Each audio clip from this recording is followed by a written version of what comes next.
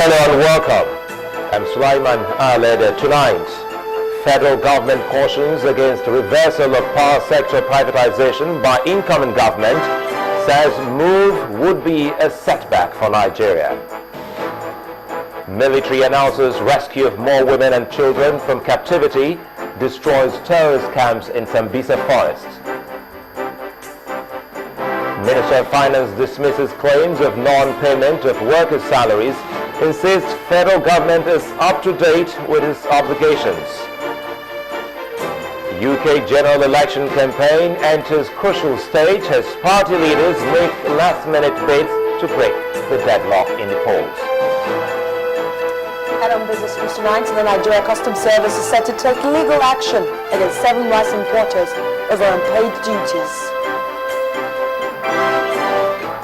And on sports news, FIFA picks Nigerian referee Jalili Ogumoyiwa to officiate at the beach soccer competition in Portugal.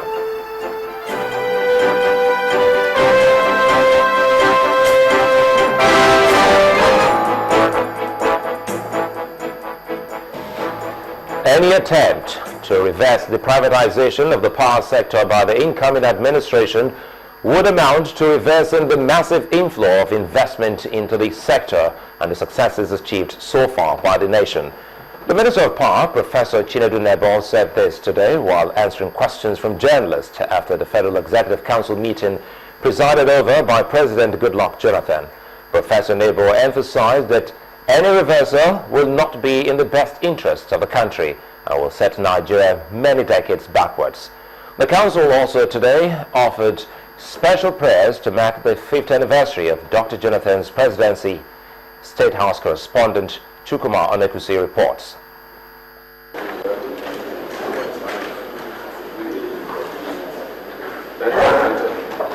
Exactly this time 5 years ago, on May 6, 2010, Dr. Goodluck Jonathan mounted the saddle as the President of the Federal Republic of Nigeria. Lord will bless you. Lord will bless President Jonathan. Lord will bless Nigeria. He is not ruling out the drums to celebrate, but called for special prayers even as he is bowing out in the next few weeks. We thank you for making Nigeria live. The actions that this President has taken. The power sector is still an issue and will continue to be until the federal government, whether outgoing or incoming, gets it right. The Jonathan administration has approved the draft policy on renewable energy to see if the country can go beyond the national grid to give Nigerians electricity using solar, hydro, biomass, wind, wave, etc.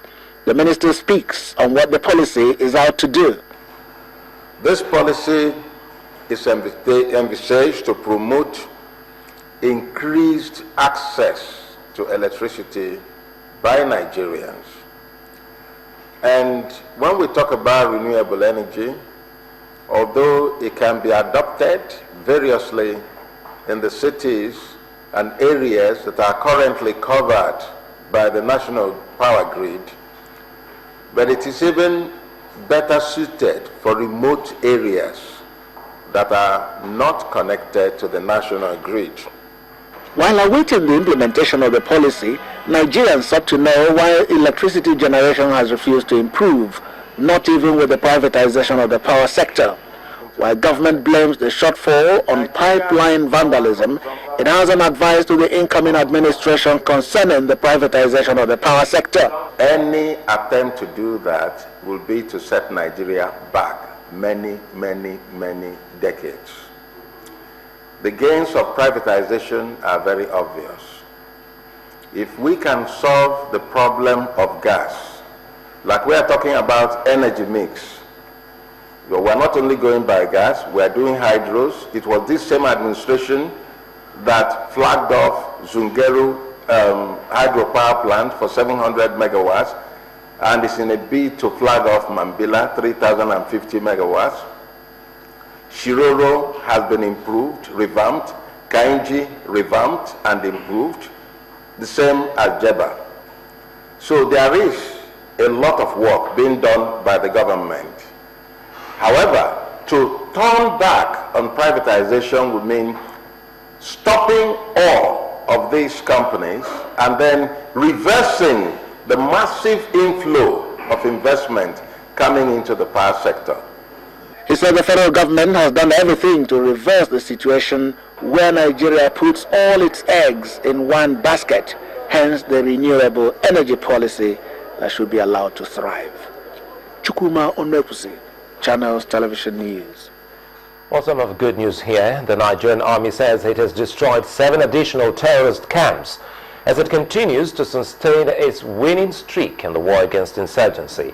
Director of Defense Information, Major General Chris Olukolade, announced that an additional 25 women and children have been rescued in the latest onslaught to flush the terrorists out of Sambisa Forest, northeast of the country. According to him, the troops tactically invaded the mines-laden forest to capture notorious training camps in Alafa, Rogo Fulani, and Labraga, among others. He added that various weapons, including rocket-propelled grenades, anti-aircraft guns, and a number of vehicles were either captured or destroyed during the operation. This is the 4th batch of hundreds of captives released by the Nigerian army from Kawuri, Kunduga, and Sambisa forests, many of them women and children. The army is yet to ascertain if any of the missing Chibok schoolgirls are among those already rescued. In the meantime, the House of Representatives says there is an urgent need for proper rehabilitation and integration of the women and children being rescued by Nigerian armed forces from the Sambisa forest. Following a motion by Honorable Friday Tula, the House resolved to have its Committee on Disaster Preparedness ascertain the steps so far taken to ensure the speedy rehabilitation of victims of the insurgency in the northeast. Women and children rescued from Sambisa forest by the Nigerian armed forces. As efforts are on to attend to their needs, the National Assembly has called for more attention to their plight. There is the need to ascertain the true number of women and children rescued, and there have been conflicting reports as to the number in media. Concern that these rescued Nigeria need urgent care and attention from government and well-meaning Nigerians, as some of the women and girls are reported to be pregnant. The contributions that followed called for clear help and proper care for the traumatized victims. We have to put in place a system that should be able to take accurate data of these pregnant women and the children that are going to be born, and effectively guide how these children are going to grow in any community that they are supposed to come up. And beyond passing a resolution, I think this is a situation that calls for a special bill. A special bill aptly titled Rehabilitation of Victims or something like that. And I will encourage the mover of the motion, before the lifespan of this House, to actually bring that bill, which we can accelerate and pass as a law. There must be an opportunity for us to be able to monitor the progress of these our brothers and sisters. They are one group of people that have suffered so much punishment for no cause of theirs. Mr. Speaker, we have to come up with a comprehensive program of rehabilitation and reconstruction that will take into consideration holistically the challenges that we are facing in this northeast. The motion passed unanimously. Please say aye. Those against, please say nay. Ayes have it. The House has mandated its Committee on Disaster Preparedness to liaise with the National Emergency Management Agency to ascertain the true number of the victims and steps being taken for their rehabilitation. The committee is to report back in 1 week. Lanwe Lasese, Channels Television News. As the fight against insurgency in Nigeria continues, the United Nations Children Education Fund, UNICEF, and the National Orientation Agency are collaborating to stop violence against children. This they plan to achieve through sensitization and reorientation. Announcing this in Abuja, the Director General of the National Orientation Agency, Mr. Mike O'Mary, says many harmful practices against children must be brought to a stop. In recent years, hundreds of Nigerian children have lost their lives in violent crises and other harmful practices across the country, with the Northeast recording the highest casualty, a fallout of the insurgency in the region. Besides violent crises, child labor, child slavery and trafficking, female genital mutilation and the killing of twins or multiple births are some of the harmful practices that have jeopardized the lives of Nigerian children. The threats to the rights and lives of these children have lately been top on the agenda of the United Nations Children Education Fund, UNICEF, and the National Orientation Agency, causing them to seek ways to bring these harmful practices to a stop. We had undertaken a nationwide survey to determine the nature of harmful practices against people, young children. And we have discovered that though again, it may be too few against twins, but then there are always one form of harmful practice or the other that exists in our communities. And we believe that a concerted effort will help to rid our community and country of this. And that is where we need all of us to be part of this great movement to ensure that children enjoy their right as children and be as children without a threat of violence on them at any one time. Nigerian-born Mamuzi twins, Apos and Andos Dixon, invested with ambassadorial powers by the National Orientation Agency and UNICEF, have been tasked with the responsibility to preach the eradication of violence against children in Nigeria, starting with multiple births.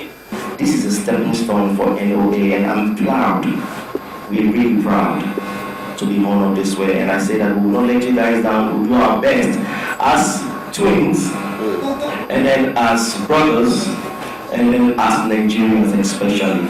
UNICEF and the National Orientation Agency say a nationwide campaign to stop violence against children will commence shortly, and all Nigerians are required to ensure its sustainability for the well-being of the Nigerian child. They say the message to be preached is that every child, notwithstanding his birth status, has a right to life, and this right must be protected by all. Omelogo Nadi, Channels Television News. Well, in Patra after the break, Senate President David Mark calls for end to blame game over defeat of PDP in the 2015 elections. Stay with us.